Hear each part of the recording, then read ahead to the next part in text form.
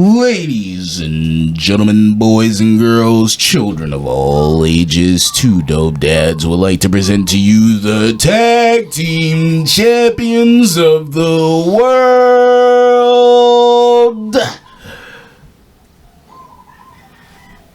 It's your man, Qualified, aka the Dirty Daddy, aka Dr. Footlover, aka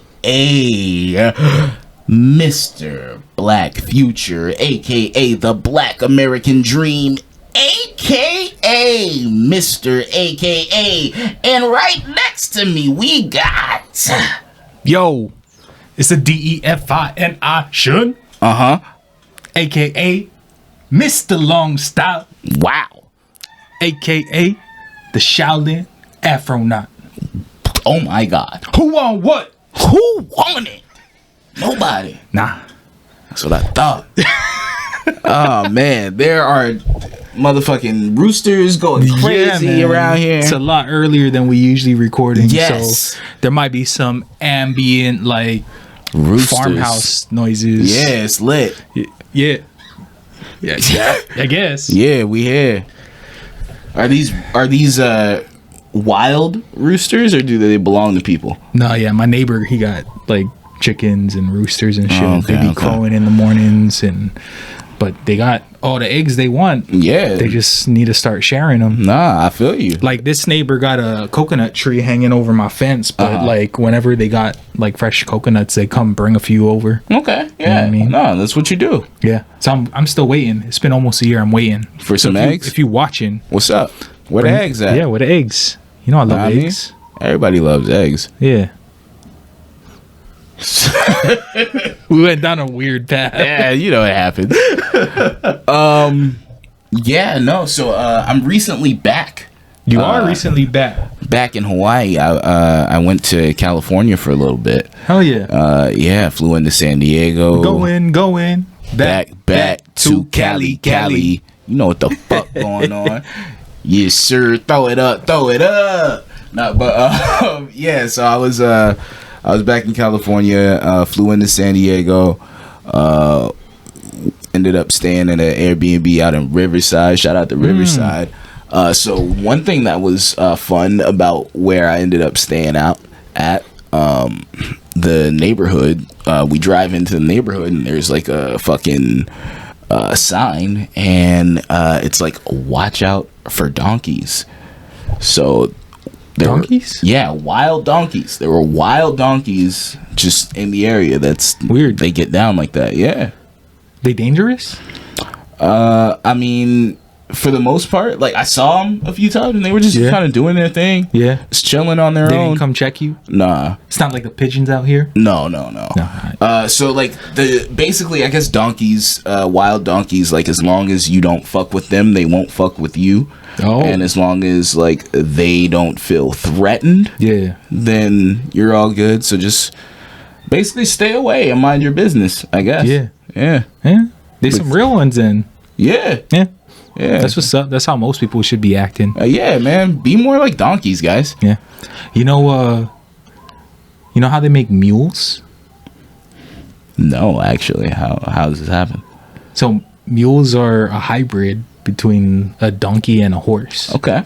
They're slower, but they can carry more. They're basically big donkeys. How does that work, like, logistically? Logistically? What do you mean logistically? Like, who fucks who? Like, that's a good question. Hold on. I mean, I would think the horse. Well, maybe not. might rip its guts out. Bro. I mean, they both like in the family, right?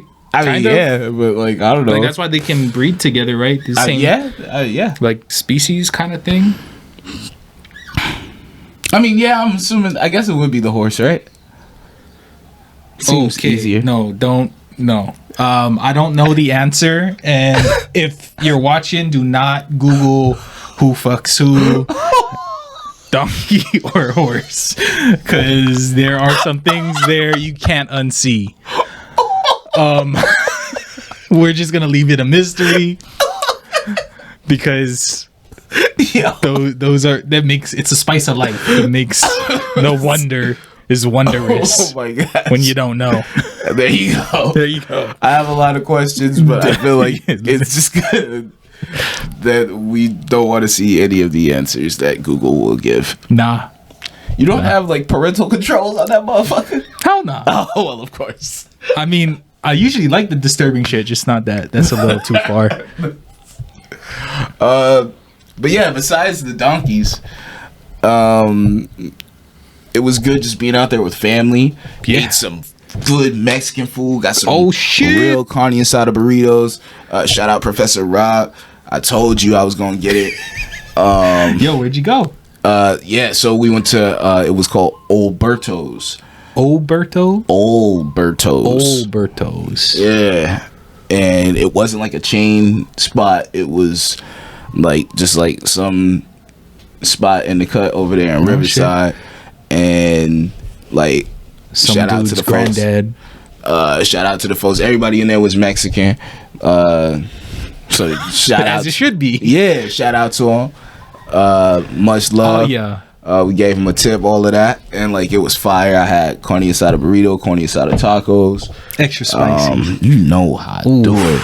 So it was amazing. Like real guacamole. I know you like your guacamole. Yes, man. Oh my god. Like just thinking about it right now. But yeah, it was that was great. And my nephew. Shout out to Johnny, man. He graduated high school. Johnny! Yeah, man. So, big ass nigga, 6'3" nigga, graduated nigga. You know what the fuck going on. Playing basketball? He's not. Oh. But I don't know why. But, like, hey, man. Hey, it's lit, though. He going to school. He going to be going to school out there. Yeah, so it was cool. I'm a great uncle, so got to hang out with my grandniece. So it made me feel old and rejuvenated all at the same time somehow. I told my niece that that I'm gonna come visit her and her baby a little bit more often because you know. Hanging out with the baby girl kind of made me want to be a girl dad, but like I don't think my life is set up right now to be a girl dad on top of being my son's dad right now. So like I'll just go and hang out with them. Girls gotta be expensive. Like it's crazy. I mean, kids are expensive. Humans I'm just saying like. But yeah, no, there's probably a bunch of shit that's going on. A bunch of extra shit. I don't have a girl, so yeah, there's probably way more shit. Boys, they don't even want to shower. Like you save money on shampoo. I already know I gotta buy like way more shit for a girl's hair. Like my my kid, see? I don't have to buy as much shit for his hair. You know what I mean? He's out here how living. crazy He is gets that haircuts. though? Like you could even tell your niece, like, yo, when it was just you, I was an uncle. Yeah. Now I'm a great uncle. I'm a fucking great uncle. Like, see, and that's what it is. Like, I was already a great uncle, but now I'm officially a great uncle. Like, it's been bestowed upon me. Hell yeah. You know what I mean? So it's like you a great uncle. Yeah. No, that makes you sound I'm older. one of the. I might be one of the greatest. The greatest great uncle. Damn. Yeah, I mean, like, yeah, I'm moving up in the ranks right now. You feel me? Like, how old is she? Old enough. What? I don't know how old she is. Damn. She's like 20. No, not your niece, your grandniece. My grandniece. I was like, that's an odd thing to. Look, nigga, I was like, old. Niggas is getting old. I was like, old enough is an odd thing to say about your grandniece. Okay, well then now that I know who you're talking about, yeah. She's less than 2. Oh, okay. Yeah. So she putting words together yet? Yeah. Dope. Yeah, dope. we were giving her shit and she would be like, thank crazy. you. And I was like, oh my god, this is the cutest. Look at this baby. Yo, so when she starts talking and like you go back to visit and she be introducing you as your great uncle. Oh yeah. You gotta tell her the greatest great uncle. Exactly. Yeah. Yeah, let him know. And just word to the wise, any like kids, whoever she be dealing with, daycare, whatever's going on, like if you mess with her, I'ma fuck you up. Real shit. I don't care how old you is, I'ma fuck you up, your daddy, your mama, everybody up. But this ain't this is not a call to action, and this is not a threat to violence. Thank you, YouTube. I would go steal your dog, bitch. All right, so but yeah, so shout out to my whole family. It was great seeing everybody. Miss y'all. We need to link up more.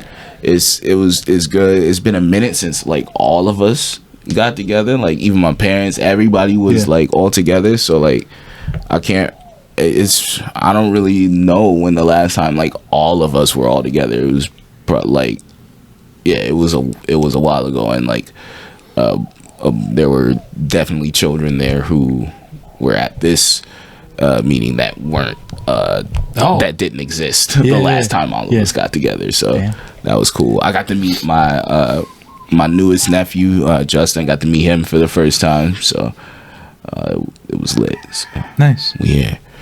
But yeah, now I'm back in this motherfucker. Hell yeah. And Eddie's gone.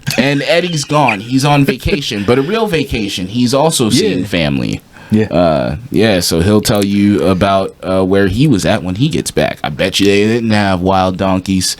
So. Or Mexican? Do they have Mexican where he's at? I mean, probably. Right. But like not as fire as what I had. Damn. You dig? Yeah, so shit. Side note, before we get into like our actual official topic, there was a wrestling event. Oh shit. My guy Cody Rhodes wrestled Seth Rollins at Hell in a Cell, and Cody Rhodes wrestled with a torn pectoral muscle. Fuck. And the fuck kind of muscle is that? Basically it's like your titty. Oh. So I'm gonna see if I can find a picture of it here, so I can show you, because it looks crazy. Did he win? He did win. Damn. All right, so like look at that, man. Ooh. Right? Oh, that's not supposed to look like that at all. Yeah, so I'll send you this picture so that we can make sure that the how much painkillers do you think he was on? Who knows. I hope that dude get in the bag right now.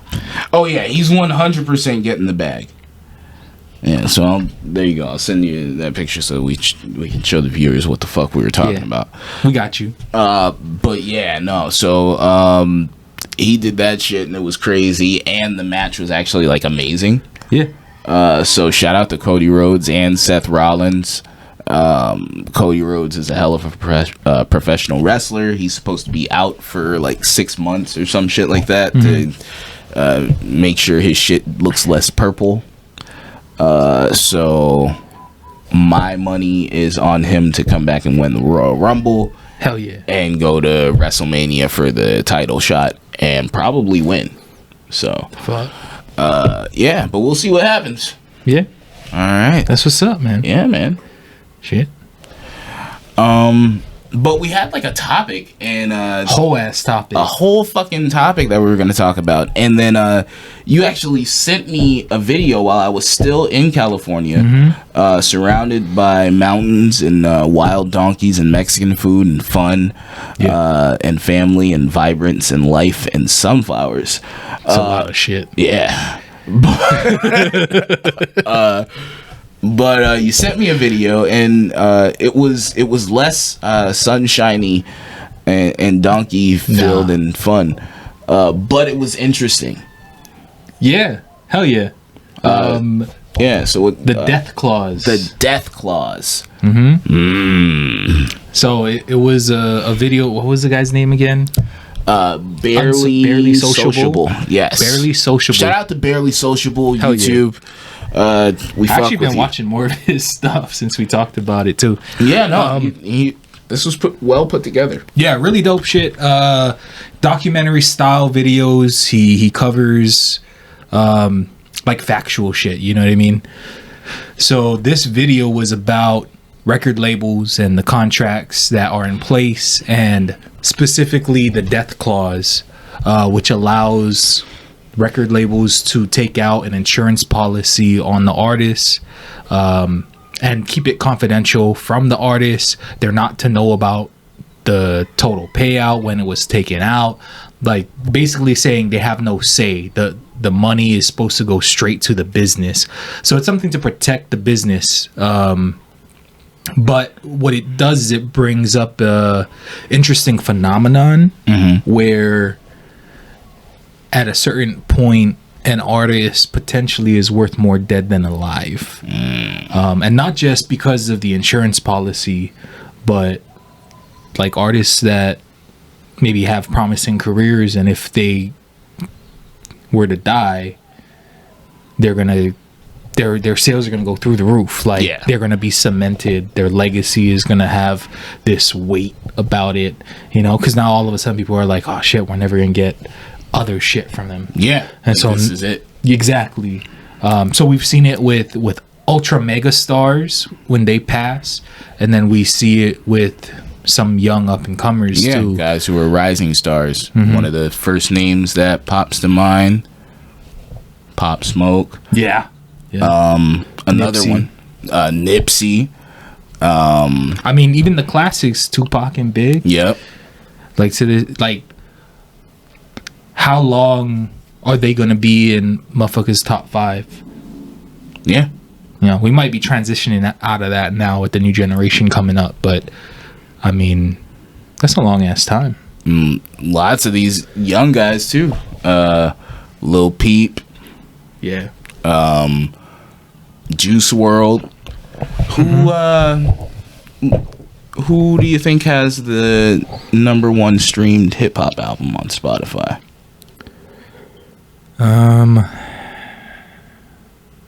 Of all time.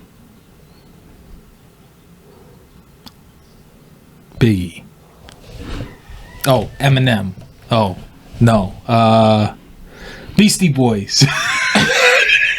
Let's see here. I'm gonna Google it. You trying to take my job? I mean, I guess everybody's gotta switch hats a little bit when Eddie's not here. That's true. Appreciate you. Trying to think who else will be in the running. Drake? Good guess. Right? I said Biggie because I know there's like a list of like greatest hip hop songs of all time, and Biggie's one of the main ones. And there's like a Juicy is like the song that everybody will say. What does that say? XXX Tentacion. And did I pronounce that right? XXX Tentacion. Oh, okay. The album is called Question Mark. That's wild. Number 2 is Drake. But yes. All time? All time. Oh, we also talking streaming though. Yeah. So we're talking about streaming. Which is a new technology. Right? But that lends to our point about the death clause and these artists being more valuable when dead than alive. That Question Mark album that's the last album that came out when X was alive. Yeah. There's even a video that he makes for one of the singles where it's like basically he's trying to kill his old image, so it's like him in a casket at a funeral and shit like that, and it seemed kind of eerie seeing that video after him being killed. I guess probably like the same year that video came out. So but it was kind of, it's almost gross, like watching the video, that YouTube documentary. They were saying he was showing quotes from record executives, and I think one of them was about like a year where they had a couple passings, and he didn't say who it was, but it was like, we saw a huge spike in our music licenses this year, and it was a little bit of a shocker. But that's what happens when people pass or something. And he was like saying how whenever this happens, it becomes like we'll see an unprecedented spike in streams or sales of merch or music for this artist. And he was like, so it's like in celebration. And it was kind of like the writer had to specify in celebration of the artist's life, Right. but it was like it took a morbid take on what's going on, or like a morbid topic, right? Somebody passing. But the way he was talking about it seemed very like happy, like this is a sales report. Yeah. You know what I mean? Like, oh yeah, unprecedented sales, and Hooray. we're you know, and years like this we're celebrating. And it's just like, motherfucker, like somebody just passed, and Right. that's what Like, what is there to you're celebrate? talking about celebrating, like because you got money. It was just I mean, it's also text. It was a quote in like a report, So you can't really hear like Yeah. what they meant, but like just seeing that shit sounds crazy. Sounds kind of weird. But yeah, so like one of these things that they were talking about in this video, they were talking about making a deal with the devil. Now, there's been a lot of rumors going around hip hop for years now, as far as deals with the devil, people actually selling their souls to Satan, joining the Illuminati, having to make a blood sacrifice, and lose someone from their family, and yada yada yada. We'll get more into that on another episode, maybe. But there was another definition of deal with the devil that was brought up in this video. Basically what they meant by deal with the devil was making a deal with the underworld, not With the mob. satanic underworld, but yes, the mob, the criminal crime underworld, lords. some sort of criminal enterprise to get to this money for real. And it makes sense because if you're in some sort of criminal enterprise, you do need ways to clean the money. The music business is big, flashy business. There's supposed to be a lot of money going and flashing around there. So ideally, you should be able to clean some money in the music business. You feel me? Or, I mean, even make money. So, like, if you That look too. at it, like, there's probably different levels of it. And they talked a little bit about the levels. They didn't really distinguish in the videos, but that wasn't really the main focus. But there's different levels of the crime involvement, right? So you talked about laundering money. And that's definitely one aspect. But even just making money, loan sharking, everybody chasing Yeah. a dream, you selling them a dream. Like, somebody want to put an album together, and maybe the budget fell short, or the record label they're with it's a smaller record label, and it's not like real big.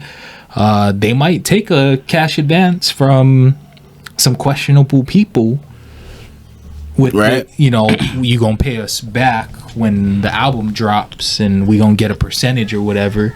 And it's like, if that album don't do well, you might be in some heat. Yeah. Or if you decide you don't want to do music no more, We on your ass, nigga. especially with the contract. Yeah. Right? So now it gives a whole nother context to it. Now you're talking about criminals Or who are like, oh, okay, he want to quit. He worth more dead than alive. yeah. And then like there's a recent example that we kind of saw play out in front of our faces if you were paying attention and looking at social media. 6ix9ine, right? Oh, yeah, dude. That's actually a real good one. So 6ix9ine was coming up, and he ended up getting clicked up with some Bloods out there in New York, with an official gang, and they came up with their own entertainment company, Treyway, Yeah. which had to do with their gang affiliations. one of the top dudes in the gang was acting as his manager. You know what I mean? So like he's going out here, blew up, and now everybody's making money. Yeah.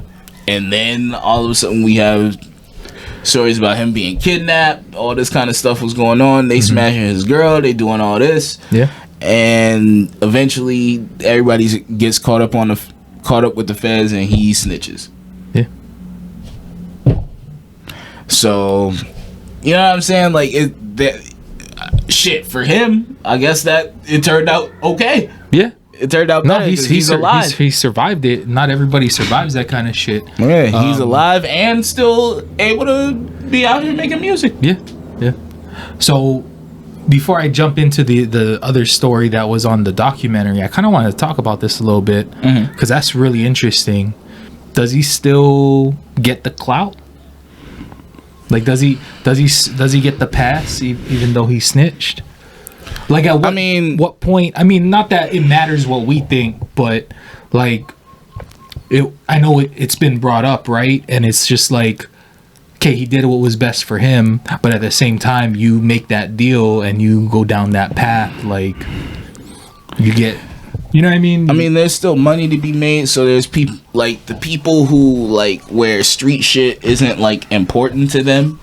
Yeah, makes sense. Then they're like, all right, man, we'll fuck with you. You still doing numbers, and if people still fucking with you and this, that, and the third. Yeah. The people who like live by that code and that shit matters to them, he's goofy. Like, they don't fuck with this nigga. Yeah. You know what I mean? And so like for me, I feel like I don't really care about like the street stuff, but I do feel like there's something to be said for like whatever path you go down, there's something to be said for the code. Yeah. You know what I mean? So like, you live by the sword, you die by the sword. You live by the pen, you die by the pen. You know what I mean? Like, I'm not saying he had to fall on his sword, but goddamn. Yeah, I ain't no street motherfucker. Let me tell y'all that off top. But like, for me, it's just like, I don't know. I feel like for me, the entertainment part of what he was doing has kind of run its course. Yeah, that's what I mean. I mean, some of the appeal was that he was coming out like barking at people. Yeah, like, and he like had backing and stuff, so I was waiting for a while for him to get his block knocked off, and it wasn't happening. So I was like, oh, I guess this nigga really with the shits. And then it was like finding out, it was worse than finding out that wrestling was fake. Like, you know what I mean? But like, it was like how for other people they find out wrestling is fake and they stop watching. It was like that effect for me when finding out that he was like, you know, he wasn't really about that, and he was just getting rammed by them niggas, and like, you know, and then he went and snitched on everybody. So like, now I don't want to hear you talk all this gangster stuff. Like, I don't know, like he can be legitimately funny. He can do other shit. Like, let me see you do the other shit then, man. That's how I feel. Like, at this point, I don't be following him, so I don't really know. Well, I just figured it was worth talking about. But I stopped following him at this point. But like, I see enough from other outlets, like when he pops up on stuff here and there, and it's just like, man, if you talking about like, if you yelling and doing all the same shit that you was doing before, I don't want to hear none of that shit. Yeah. No, it's like, calm it down. Yeah, I don't care about none of that shit now. It is what it is. I mean, coming out the other end with your life is like already a win. Yeah. You know, so whatever he can figure out now, like, best to him. So another thing that except for the scamming shit, I heard about some shit. Oh yeah, fuck that. The NFTs. Yeah. He's talking about like there's gonna be like a social media or a game or something using the NFTs. Did some and then shit thing just and kind of died. Shut it down. Yeah. He just took the money. So yeah, other than that, just stop scamming motherfuckers and you be alright. Another thing, these record labels, the industry in general, targeting artists, or reaching out and finding artists who get popping but also have active street ties and affiliations, right? Yeah. And this documentary didn't talk about rap at all. Right. So, but that's a big one. Like, that makes total sense. If a company, if an organization in the music industry as a machine is already valuing this timeline of an artist's career, and knowing that if a motherfucker is big enough or about to be big enough and something happened to him, only makes sense. Right. Like, find somebody who live in that life. And like, with just the way that things work now, the way that there's access to technology and these kids are able to just like make shit, like, so say like you popping, like you and your crew is like popping in the city, and y'all just popping niggas because like people know who y'all are and how y'all get down. Yeah. Right. And like, you can just be cool in the city, like you doing whatever, you get money, you like the young cats, you on social media and stuff like that. So some of these cats might just be cool and popping niggas just because they cool and popping niggas and got money and are known. Yeah. Right. And like, these motherfuckers be young as hell, right? Yeah. So like, you 17, 18 getting money. I can see you being popular in like your town, and if you moving around to other towns and shit like that and getting money in other towns, like, you motherfuckers might know who you are. In the way that social media works, like, you can be just kind of popping, and then shit, you decide to do a song with your niggas, and like, this shit kind of catch on, and then y'all do another one, and like, and then especially like, if y'all really active in that shit, y'all dissing ops or some shit like that, motherfuckers is like, oh, that shit get around the city, like, oh shit, they talked about so-and-so, how so-and-so got killed in this song, bro. Yeah. And like, that shit start going around the city, and next thing you know, here come the labels knocking, and like, but these motherfuckers is really gang niggas. Yeah. Like, these motherfuckers is really like, you know what I mean, really out here. Like, the way he was getting his money before this rap shit was, he was, you know, slanging shit, you know what I mean? And but they'll go ahead and do that. And like, back in the day, like when Biggie was slanging and got signed, Diddy was like, yo, you gotta cut that shit out. When Young Jeezy got signed, and he had hella money from being the Snowman, like, he said T.I. was in the studio, and you like, you know, you can't do both, right? Yeah. And he was like, what you mean? He's like, I thought everybody was. He's like, nah. You know what I mean? So like, it's like, it was different back then. Like, they didn't want to have a part of that, at least publicly. That's what they were saying. But like, now it's like, oh yeah, go ahead and sign these motherfuckers, let's go and do whatever, da, da, da, da. Oh, if he go to jail, then you know what I mean? Oh, if he gets shot up, then like, let's release posthumous albums. Yeah. Oh, one of the interesting things, the insurance that they take, it's only valid if they don't commit suicide. Wow. So, wow. Which makes it even better, right? Right. Especially if you're getting into rap. Well, if you're getting into gangster rap. Yeah. Because these dudes is fighting for their life. They ain't committing suicide. Nah. Wow. You know what I mean? That's crazy. It's different. It's different when you talking about like just a cultural difference, right? On the music between genres. If you go in from like, I don't know, say country or rock or whatever it is, even the edgier shit, right? Yeah. And then you get into rap, especially if it's gangster rap. Like that, the likelihood of that happening is very low. Yeah. You know what I mean? So it just makes sense. It's going to transition somewhere. These motherfuckers is smart. No, exactly. You know what I mean? Yeah. Like, they ain't playing stupid. No games. And that's their business. So they got to figure it out. And shit's always changing. You know, with these contracts and the documentary, the YouTube shit. So Bobby Fuller was one of the guys he brought up, and there's actually a really interesting story. He went in depth on it too. Yeah, this was crazy. Go ahead. So Bobby Fuller is from a band, Bobby Fuller and the Four. What is it? I think it was the Bobby Fuller Four. The Bobby Fuller Four. Bobby Fuller died in 1966. They did the song. What was it? I Fought with the Law. I fought the law and the law won. That's what it was. Yeah. The one where he breaking rocks, smashing rocks. So he did this song on the album. They released it. Shit blew up.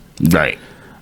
They were working on their second album, and they were starting to have like some money issues.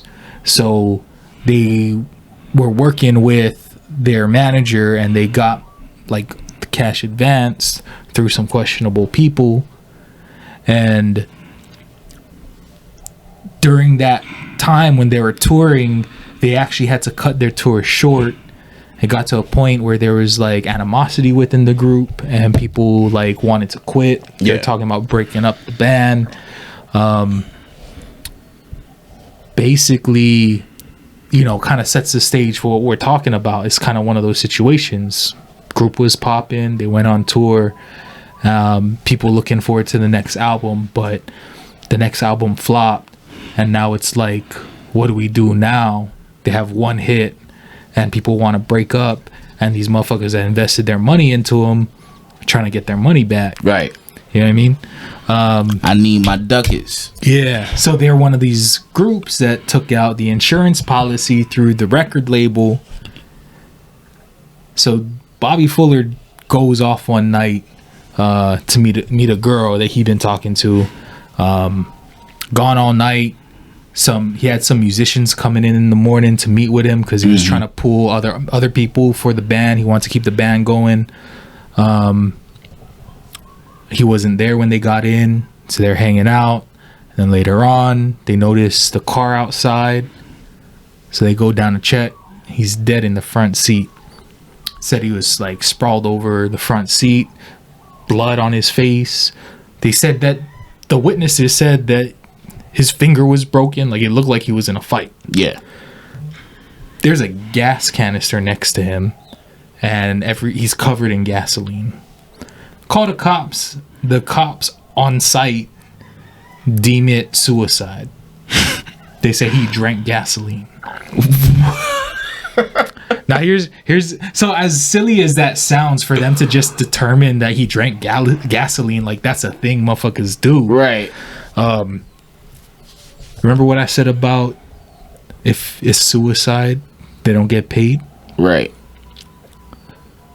So it went to the coroner. Coroner said, oh, he has no gasoline in his system.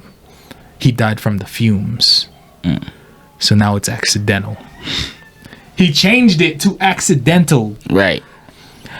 Die from the fumes? It could have been suicide too. I mean, I don't know how much fumes you got to breathe in. Like, how does that make sense? Like, he had motherfuckers meeting him the next morning. Like, how is suicide a thing, and then how is suicide not a thing just because he didn't drink the gasoline? This right? It's so crazy. Yeah. And they closed the case. They got private investigators involved. The family tried to get people because they felt like that wasn't right. Private investigators quit. Of course. And said, oh, we can't do that. We can't look into it. They said they were getting threats. Right? So there was never any closure for this case, but it's pretty obvious what's going on. Yeah. Right? The record label's in bed with the criminals. Criminals start putting pressure on Bobby. Bobby probably wasn't having it, so they killed him. They done let them people in the dough. And then they paid off some motherfuckers to pass it off as an accident and get that insurance claim. You know what I mean? Yeah. That's crazy. So it's stuff that's been going on like from the 60s. I mean, shit, even before we talk about like why Frank Sinatra is so praised in like the rap world, why motherfuckers love that dude. Yeah, I mean, you know what I mean? Not just because he was that dude, but he was also that dude with just a family. Yeah, because he was that dude. You feel me? Yeah, his godfather was the head of the Genevieve's crime family, and he actually got him out of a contract with another group so that he can go on to do his own career, like have his own shit blow up. And it was funny because he was trying to buy himself out. I think it was offering like I don't know, $50,000-$60,000 to buy himself out of the contract. And you know how much, when they told him no and he got his godfather involved, you know how much he had to pay to get him out of the contract? How much? $1. See? He made him an offer he can't refuse. Right? Yeah. But the shit's crazy. I mean, it's been around. As long as there's money, there's crime. Yep. And as long as there's music, there's money. Yeah. Wow, man. One of the things that they were talking about in that video too were even in like Mexico, like how some of the Mexican artists were having to deal with the cartel, and that was part of the shit that was on like the cartel's list was like music management was one of their money makers. So like it isn't just in America either. This is just this is a thing. It's a popular setup, I guess, for criminal enterprises. Yeah, man. Nah, like just like how like just branch it out from just music just to entertainment. Like we were talking about this off air one time. I was telling you about it. Yeah. I'm a big fan of pro wrestling. Now, this is alleged. This is not totally fact. So just in case any people who are involved with this company somehow come across this, we are not saying that this is exactly what's going on. But I don't know shit. There is a wrestler by the name of Kota Ibushi, and it's my cousin. Yeah, and so I think it was about a month ago or so. There was some tweets that were going around, and they were kind of making waves in the wrestling world because Kota Ibushi was pretty much insinuating that New Japan Pro Wrestling was in bed with the Yakuza over there in Japan, and that they have like influence on everything. And if what he was saying was true, then you know, let's look out for our guy Kota. But you know, and there have been rumors of this for years, and there's other wrestlers who have made not as just like bold statements as Kota Ibushi, but have kind of alluded to it in their own books or their own, you know, whatever. Later on, they've kind of been like, you know, there might be some shit going on over there. So I just feel like anything when it comes to like entertainment, because there's so much money to be made there, and there's so many different ways to make money, and you know, ways to spend money, the whole laundering thing. Yeah, exactly. Like you can make money and clean money, and just like with all of that, and like it expands your network. Yeah, of influential people, celebrities. Yeah, exactly. And then like say like I don't think we've talked about it yet, but we can get into it in a second here. The guy who ended up starting Coachella. Yeah, I was gonna segue to that. Right. That's perfect because this guy is a fucking genius. Yeah. Like I love his story. It's just a really good example of somebody who knows his role and knows your role and shut your mouth. Sorry, The Rock. All right, go ahead. But not in that kind of way, like in a good way. Like, like this is something like being self-aware. Motherfuckers need to know the position they're in, and if there's something they're trying to get to, what that looks like. Facts. And where they're gonna be in that route. Also, what that means to be self-aware is to know what your surroundings is going to look like, who's around you, who you doing business with. You know what I mean? So this guy, Gary Tovar, Golden Voice Productions, this dude was a drug dealer.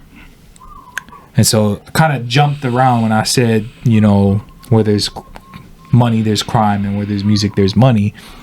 Reason why there's money where there's music because a lot of times there's drugs circulating around there. Facts. Which is another reason why criminal love enterprises. music. Criminal enterprises love music. That too. Anyway, this guy is a drug dealer. He starts throwing shows. He's like, I'm gonna be a promoter. I'm gonna use the show as a front cover for my dealings. And then he realized when he incorporated as a production company, he can take losses, do it as a tax write-off, make money off the drugs, and then pay the artists more. And I don't know if he knew this beforehand, but what the result of this was. The result of that sounds weird. What the result of this was. What the results were. What the results ended up being. Exactly. Was that the artists loved this dude. Boom. They were like, I want to perform on his show. Like, get us on the show. Everybody want to work with him because he paying them what they felt. I want to talk to Gary. Yeah. Yeah. Took me a second to like get that reference. There you go. But yeah, so he became the pop-in like promoter for the artists. And what happens when you get the dopest artists all wanting to work with you? You get the poppin' shows. So it just is awesome because, like, as former artists ourselves, always advocate for the artists getting their bag. Facts. And performing's a lot of work. Like, you know, it's like the artists. What is it? They say you're not paying for the however long it took me to do the painting. You're paying for the years of practice that I put in to develop this style so that I can do that painting. You know what I mean? So the same shit for music. You're not paying for the 3 minutes you on stage, or well, that's a song, but I mean like for the hour you on stage, you paying for the years that it took you to get to this point and have that following. So it's just a really good example of how like capitalism can work when you truly provide value. I know capitalism gets a bad rap, but I love the idea of providing value to others and that being your means of making a profit or being what's in, you know what I mean? Because if there's no value, no one's buying, no one's watching, right? So general premise, illegal shit aside, he came about it a really interesting way, and guarantee he would not have blew up the way he did if he didn't have the mind to appreciate the people that were making it possible for him to do what he was doing. Yeah. And so to the point where when he got arrested, they were doing benefit concerts for his legal fees. Like the artists were just putting on benefit shows to raise money for this dude. Throwing Band-Aids for this guy. Yeah. And then he gets out and then puts together Coachella. Now he's just king of the fucking world. Yeah. I mean the promoter world, but it's just wild. But an awesome story nonetheless. I mean, with all the shady shit that we talking about and what was talked about in this documentary, like that was to me the bright light here. Like somebody who took his position, which should have been a negative, and benefited others. But one thing that you said when we were talking about our guy Gary here, you were saying like if there's no value if nobody's watching and stuff like that, right? So that kind of reminded me of something here, struck a chord with me. Sometimes yes, there is no value if nobody's watching. So that's why sometimes they'll try to fuck with the numbers and do what they can to drum up more of an audience to try to bring in organic people. But they'll do what they do. And one of the things that they've done for years. For years. Damn. Going back. Is that a century? Probably, huh? But one of the things they've done for years that they did touch on in this video was a little thing called payola. So what's that?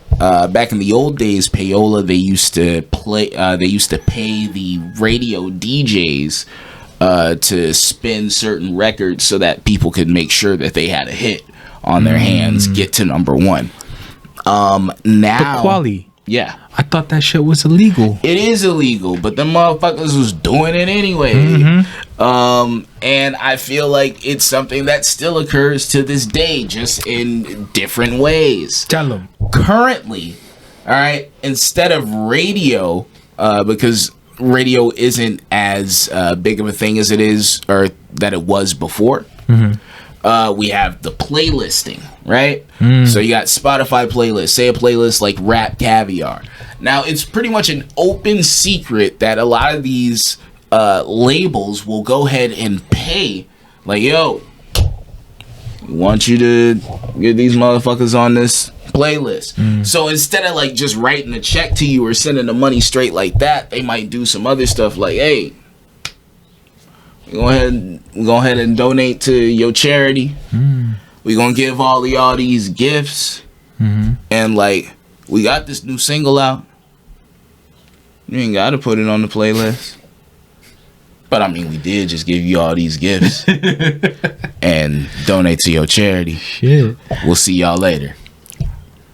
You know what I mean? Yeah. Like, just for an example, you know what I'm saying? So like, there's been examples, and even to radio stations, even though radio is not as big of a deal as it was before, there's certain radio stations that like people will have kind of come out and said like, yo, label will send these gifts and all this stuff, and then in there with the gifts is so and so's new single. Shit, man. But these are just gifts. Yeah. You know? Yo, we got a playlist too. Yeah. So if you want to do some payola to us. No. I was going to say, we're not doing that. Oh, all right. If we played your shit and you appreciated it, hit the Cash App. Hey, there you go. I'm just, you know what I mean? Like, or like and subscribe and share the shit at least. Yeah, there we go. To do something. Motherfuckers. That we love. Yeah, I mean, because if we fuck with you, we fuck with you. Yeah, We don't play the shit. It's not like I don't want to be playing garbage just because y'all and if we gave don't me some gifts. If we don't play your shit, it don't mean that it was garbage. We might have just not got to it because I be high. I'm not gonna lie. Yeah, and it's limited. Yeah. Like 50 songs. We try to like put a good mix of stuff. And I just found out I don't have to stick to hip hop. I thought You guys are gonna see. I thought it was all rap. We can do all kinds of shit, man. It's music, man. We love music. The Two Dope Dads. And that goes to artists out there, man. Like, you don't have to just make rap. If you make anything that's dope, send it on over, man. I want to listen to some metal, some punk, some fucking R&B, some electronic, whatever it is that you got. Some house, put me on. Hell yeah. Some Facts. yodeling. Yeah. Yeah, some yodeling. Some fucking yodeling. Cyber yodeling, though. Okay, what? What is that? Like, what the fuck is that? I don't know. I think I just made it up. Oh, okay. But if it exists, send me that shit because I want to hear it. And if it doesn't and you make some shit, fucking, like, let's work together because we're going to, like, make that shit blow up. If you make some cyber yodeling, decide to make whatever the fuck that is, then yeah, send it. Because, like, what the fuck is that? Oh, I'm about to have some Siberian music on my joint. Ooh. My month's coming up, too. Y'all, look out. Yo, he played me some of this Siberian shit. It's lit. It's crazy. Right? Yeah, I go crazy. Yeah. Fuck yeah. I'm excited. You should be, too. Yeah. Like, I'm not even Siberian. I was like, yo, this is some shit. Hell yeah. Give me chills. Yeah. I don't think we talked about this on the pod. So, my whole life, I grew up, like, just thinking I was Japanese. Yeah. I mean, I know I'm mixed. I'm, like, with other shit. And my dad don't really know his family. Mm-hmm. So, we don't really know what he is. We know he's some Filipino. But there's other, like, Eastern European stuff, too. My grandma came from Germany. My dad mentioned, like, seeing pictures of her great-grandparents, and they were, like, in furs, and, like, the great-grandma had, like, tattoos on her face or something. So, like, there's some tribal, nomadic people or something. Yeah. And we always thought it was, like, Mongolian. But I found out Siberians be looking hella Asian sometimes. Yeah. they also be wearing furs. They also nomadic people. And then I did a little more research and found out you was Siberian as fuck.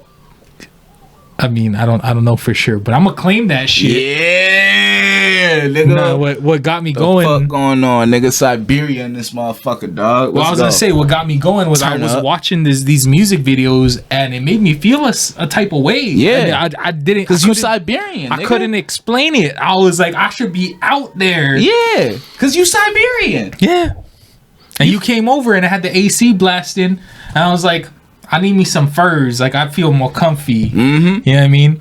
But it's Hawaii. It's hot, yeah. So. Bottom jeans, boots with the furs. Yeah. Well, maybe not the apple bottom jeans. The apple bottoms. But yeah. But yeah, man. Payola. Payola, bro. Yeah, bro. Yeah, I guess it's... I feel like it takes so many different it can take so many different fucking shapes now. Like there's a story that went around that went viral about French Montana. Shout out to French Montana, I guess. I guess. Yeah, sure. Friend of the show. He's a nice guy, I guess. I don't know anything about him. I don't know anything about him personally, but I think he's two cool. steps forward, one step back. All right, we'll see how we feel after this story. All right. So French Montana. There was someone on Twitter went ahead and they were like, yo, check their Spotify account, and they were like, what the fuck is this French Montana doing in like my top plays? I don't listen to any French Montana. Huh? Right? So then they kind of let that be known and put it out into the ether on Twitter, and then they decided to check on Twitter and see if anybody else had this experience, and they found thousands and thousands of tweets. Oh, shit. And then somebody went and compiled a whole thread about this, and then it ended up turning into a whole investigation, journalistic investigation, and then they basically found out that French Montana, if it wasn't him, then maybe it was the label. But somebody was paying a streaming farm, and it was the type of streaming farm that wasn't just using bots. They were actually hacking into actual accounts, and using these accounts to run up plays on French Montana songs. That's wild. Yeah. But it also goes to show just like the lengths that they're going to now with streaming and all this stuff, and the ways they can fudge the numbers to try to get good first week numbers, or to get that number one song, or to get whatever it is that they're trying to get.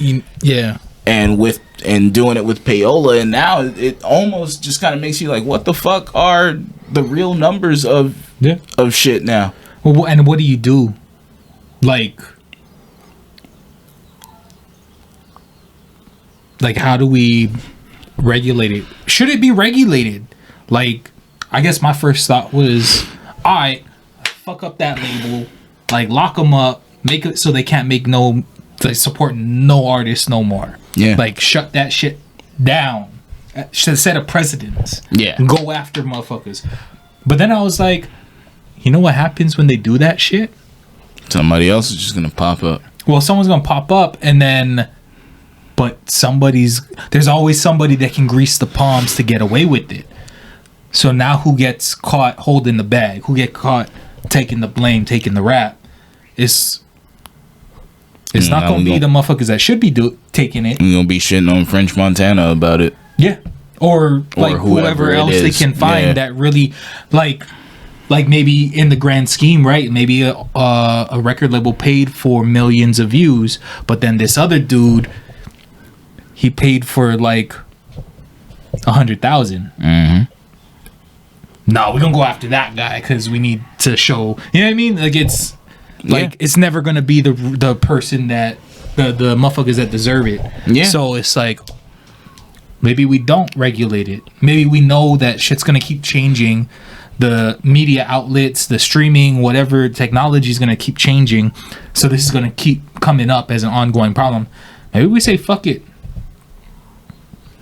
I mean, yeah, no, I hear you, but like, cause I mean, we just let it be known, like, don't trust the plays count don't matter no more, like fuck, just like who the fuck you like and stop relying on motherfuckers. I feel like popularity. It's pretty much already getting to that point now, like motherfuckers. Like, I mean, there are still a lot of people who depend on some of these playlists and stuff to find, like, their new music. Yeah. So, to a certain degree, like, getting into the machine and getting that marketing is... I mean, not to a certain degree. Getting into the machine and getting that marketing is essential. Yeah. Because as long as you can get that marketing, get into whatever channels that get you in front of people's eyes, then for sure you're good to go once they find themselves, once they're able to find it themselves. You just have to get to whatever channel it is that they And speaking of like channels, like what you're trying to find ways to get it in front of people, like if they were to try to regulate it, how far does it go? Because TikTok is where I find a lot of new music now, and I know motherfuckers be paying influencers and content creators to use their music. Yeah. You know what I mean? Like, I mean, that's one of the ways that the content creators make money. Yeah. So like how far would this idea of payola extend? Like at this point, kind of just got to take it with a grain of salt, I feel like. And like, that's what I'm saying. Like at this point, it's the hacking shit that's dangerous. That's the shit they got to shut down. Well, yeah, I don't want that. Like, cause like if you're hacking in and getting plays off my shit, like what if you're hacking in and like I what else pay you for getting? this shit? Like you can get all my info and do all kind of shit, sell my shit on the black market. Like just because. I mean, you got into the account, so you already got my email. So what's stopping you from getting another password to my email? Yeah. Then another one to my bank account. Then another one to my Venmo or my, whatever the fuck it is. Yeah. Just because just because the label hired you to do this doesn't mean that you're not going to do all this other shit. Yeah. So, but I feel like at this point, people are kind of just liking what they're liking and going with whatever, but like there's still ways to manipulate the system and get your shit to where it needs to be. Oh yeah. Like, you know what I mean? Like I feel like a lot of times when there's a song that everybody's using on all their TikToks, there's a reason that everybody's using it on all their TikToks, and that the label behind it probably paid somebody. The label behind it probably paid somebody. So I mean, I don't know. There's like there's shit, like I said, there's shit I find from TikTok. So there was that song by Aurora, The Runaway. Like that song is fucking fire. Like that shit is like, it's just magical. And like when I play it on my system, that magical, dude, it's fucking magical. Okay. You know what song I'm talking about? No. Now I've been running far away. No, you're okay, yeah. Hold up. I'm gonna play this real quick. Okay, let's do it. Because I can't sing for shit. So. All right.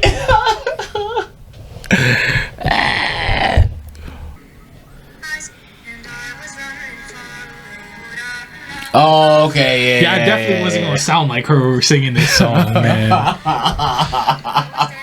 But this song was popping on TikTok for a minute. No, I've heard that. And I remember the first time I heard it, I was like, "Yo, who the fuck is this?"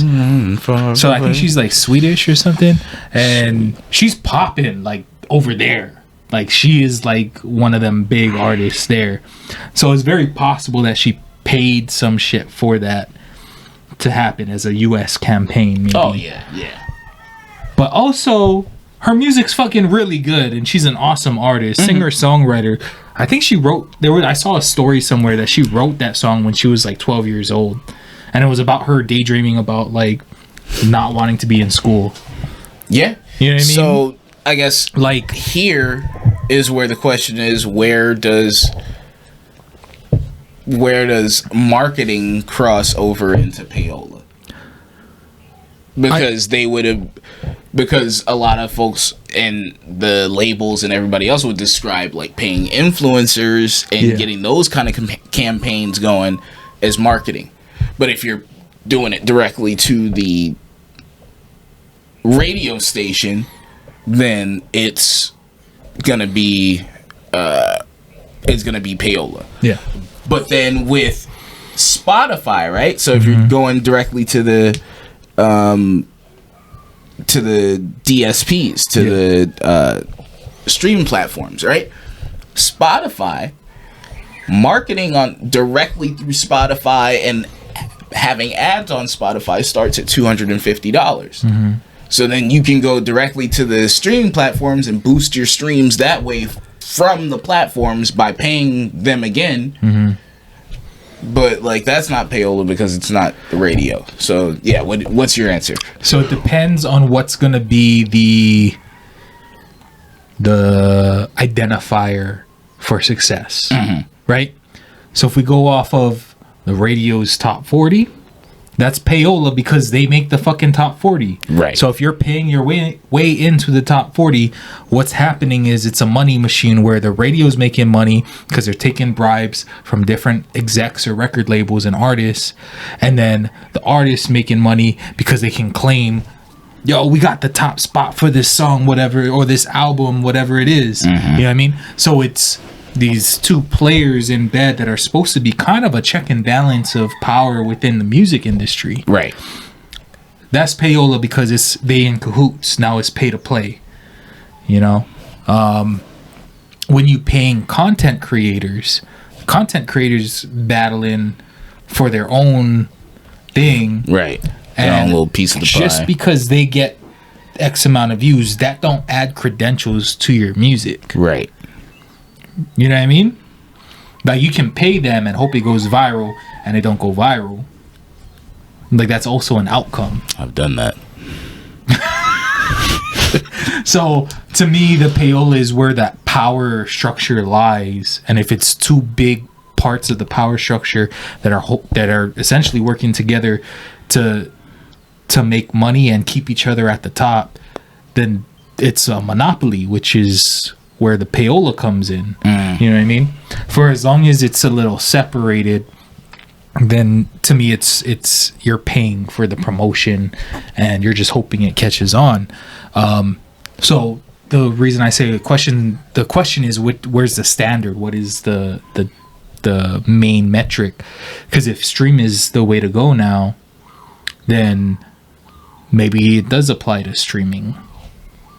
Right? Because now if it don't matter what the radio top 40 is or top 100 is, and what only matter is how many streams you got, then yeah, that's fucking payola.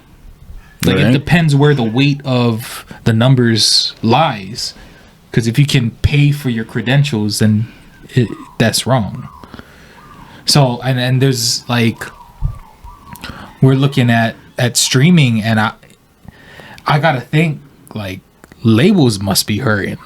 If they paying for streams and streaming's supposed to pay you, like you hurting because so we did the math. We were looking at it when we after we watched the documentary. I remember I called you.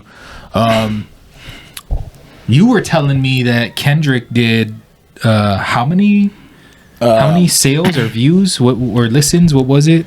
So as far as first week sales, he hit about 295,000, but he was projected to do like 350K. Yeah.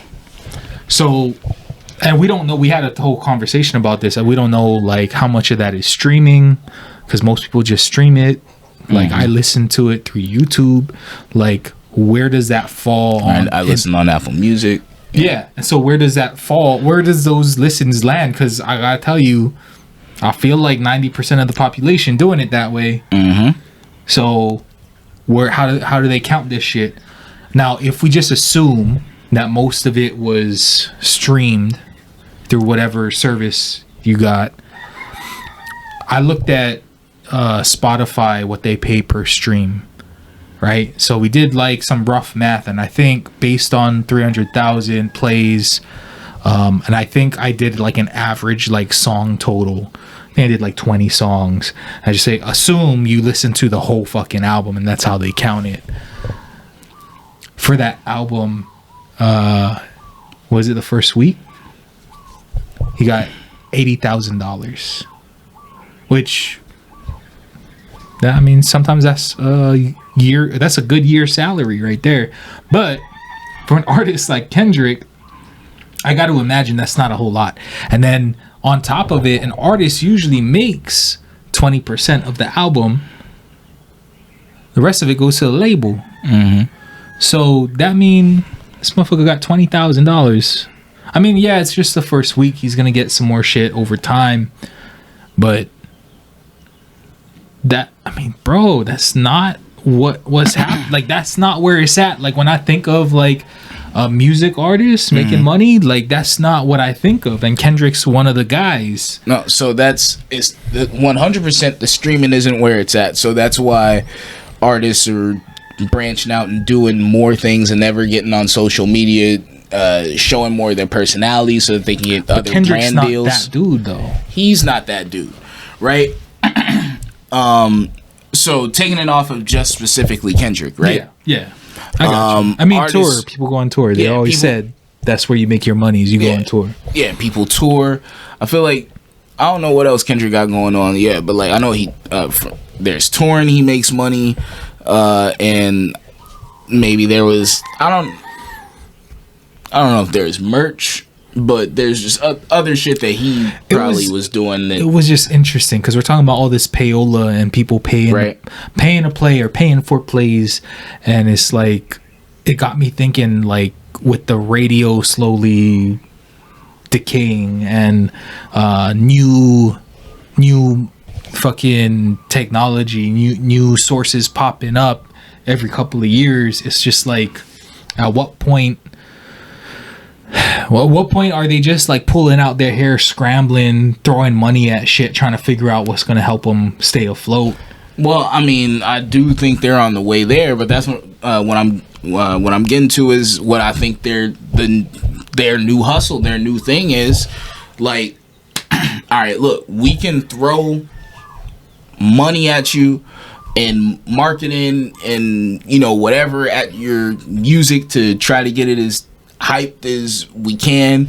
We'll pay for whatever numbers that we can pay for, and get you lit, get you popping out here, and do all of that so that you have now what is pretty much, especially here in America, which is like almost the ultimate currency, is just fame, celebrity, just the being popping, the social currency, right? The social currency, right?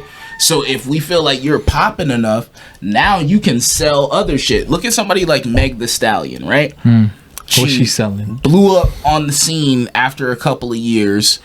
And if you go and look at the actual numbers and sales of some of her music, it's not as impressive as what you would think when you see how poppin' that she is, according to the machine. She's had like the hottie sauce at Popeyes, like, you know what I mean? She's had, I ate the hell out of that, right? Wow, okay. So like she's had like all these other commercials and stuff, like you know what I mean? Like she's like Hot Girl Summer has become part of like the just like the pop culture lexicon now, right?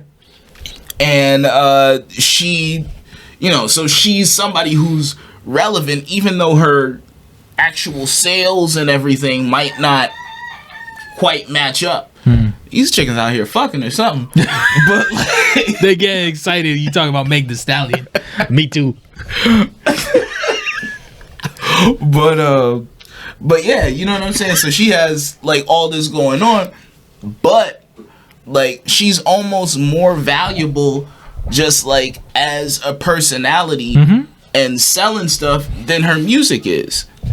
But the music is still the thing that's out there, so you gotta keep it out there in front of people. Like you gotta be like, all right, well, we got a #1 song, like, you know what I mean? So it will still behoove the record label or whoever's behind her to still try to pay for some numbers if she's not getting them on her own yet, just to keep that relevancy, because then that makes more, now that we've established you as just like a social star, like you having like popping songs makes your social star shine even brighter. Yeah. Even though that's probably where we're getting most of our money now. Yeah. And then what do the labels, why do the labels care about your social stardom? Because they sign them motherfuckers to 360 deals. So now they have their hooks in. Ooh, you right. Yeah, they have their hooks in. And yeah, they're definitely doing something Right. out there. Damn, this going off. They have their hooks in on everything. So it's like, boom. Shit, that's right. You're selling perfume? Bet we get a cut of that. Yeah. Oh, you're gonna be in this movie? Bet we get a cut of that. Oh, you're doing this? Okay, cool. You're appearing courtesy of RCA. Yeah. Like, you know what I mean? So And then it's like what happens when they don't want to do all that shit no more. Right? It's they like, Epstein you. yeah, dude, no, but for real, like it's like the whole death thing, right? It's like at what point does an artist don't want to play ball no more that you're expendable? Yeah. And we jump into the extreme side of it, but I mean, motherfucking Michael Jackson thought people was after him. You know what I mean? Dave Chappelle ran to Africa. Like, there's been actors and shit that went crazy. Lots of people. You know? So, like... Malcolm Lawrence. Yeah. So, I just... It gets kind of sketchy when you're in that kind of business and people... You literally... The machine is built around you. You know what I mean? Like, you literally bringing in the fun. So... you gotta be careful. You gotta protect yourself. Yeah. Protect yourself. I did it that time. Yeah, man. Well, shit, man. Yep. Anything else you wanted to get to today? Meg the Stallion. Friend of the show? We want you on the show. For sure. Hell yeah. And some other things, but Wow. we Respectfully. yeah. Always. Always 100. Mm-hmm. All right. Well, I don't have anything to add. So hey, thanks for watching today. Stay tuned next week because Eduardo's gonna be back. Oh yeah. Shit! I said Eduardo. His name's Eddie C. Calling motherfuckers out. Yep. Eddie C is gonna be back, and here's our Here's our outro. Yep.